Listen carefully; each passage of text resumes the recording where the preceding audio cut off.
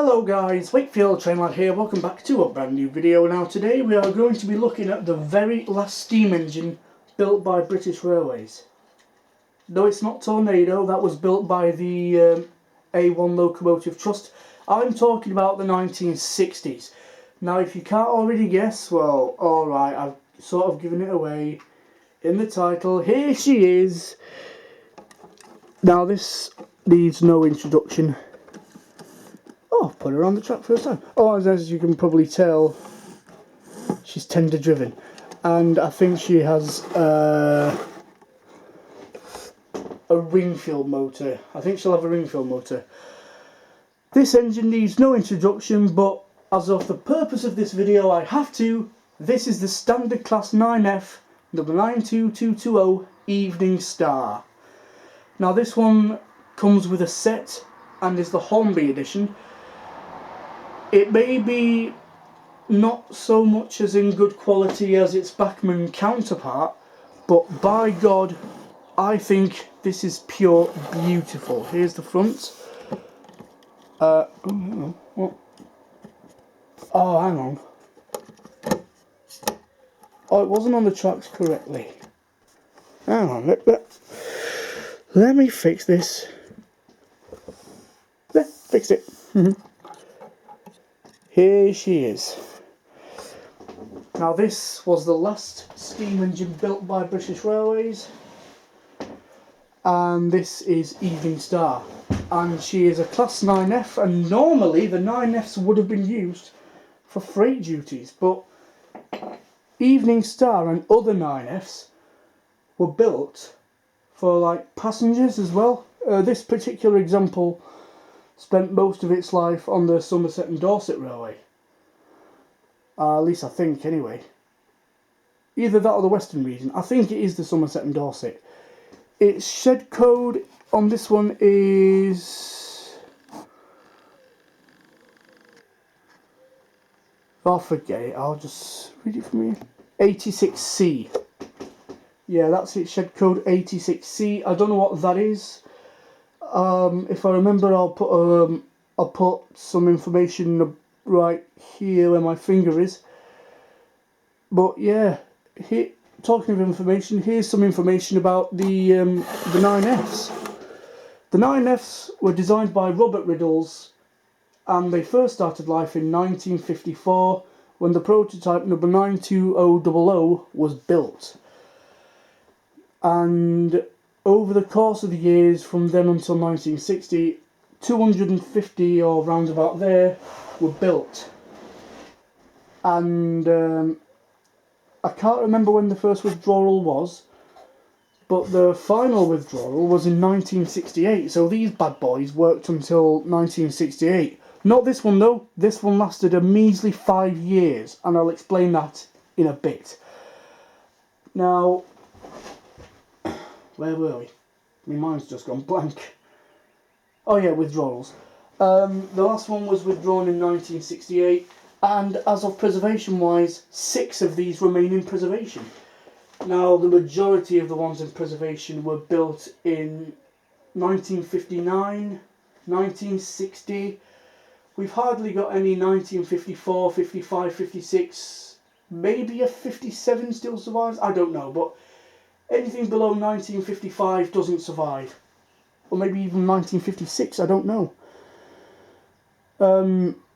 This one is route availability blue circle? I really don't know. It says here, Evening Star. Now because this is like a railroadish locomotive, it will not have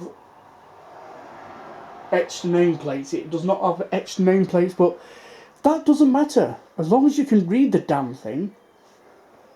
And that bit is not legible in front of the camera, but it would say that this is the last steam locomotive built by Swindon Works in 1960. And talking of 1960, she only lasted 5 years. 1960 to 1965. She was based at Cardiff. I believe that's what 86C is, Cardiff. I might be wrong, but yeah, she was at least with the withdrawal year, she was based at Cardiff East Dock, I think. I've got to stop guessing. But yeah, the 9Fs were absolutely monstrous things. They are a recommendation for all layouts. They look particularly at their best with mineral wagons, if you want my opinion. A long rake of mineral wagons and a brake van at the end. They can be filled or not, up to you, but I always think they look best. Now, the majority of my wagons are these. Yeah, shout out to Sam's Trains. I've only got one of these. Yeah, most of mine are plank wagons. I don't have any mineral wagons in my possession. However, that doesn't bother me. Of course, this example, Evening Star, you will know is preserved. And I'm pretty sure you'll know where to find her, but if you don't, I will tell you. Just make your way down to the National Railway Museum at York, go into the main room where the turntable is. She's right there. She's near the turntable. She's next to the Bully Pacific number 35029 Elmond lines, which is sectioned, which means she's cut in half, sadly. But I suppose it has to happen, doesn't it? But yeah, because this is tender driven as well, you can separate it quite. Oh, sorry, I'm just lent on my hand here. Separate it like this. So the front wheels move like this. This needs a bit of an oil. I've not run it for ages, and if my memory serves me rightly, yeah, this pops off, and yeah, my guess is that's the ring fill motor.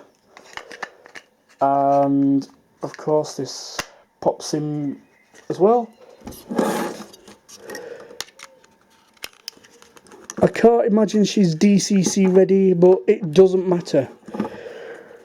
As long as she runs well, that's all that matters. Now, a bit of a story came out with this one. I've got another steam engine which I really need to clean.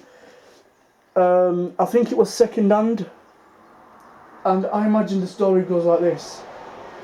The owner wanted to sell it, or either that or the manufacturers desperately wanted to put it out. It's the Northern Bell set, which has Duchess of Sutherland, and unfortunately my Duchess of Sutherland is greased to whole. No, is all sticky and greased up to holy hell. It seems like no matter how many times I clean her, she always comes back for more, so she won't run. So my dad took me back to get another train set, and I've got the Evening Star train set, which is exclusive to Marks and Spencer's. Yeah. But yeah, this is the Railroad 9F Evening Star. Most of her is moulded. In fact, I'm pretty sure all of her is moulded. I don't even know if any separate pieces are around, but that's okay. But anyway, I'm going to run out of time in this, so I'd like to thank you all very much for watching, and I shall see you in the next one.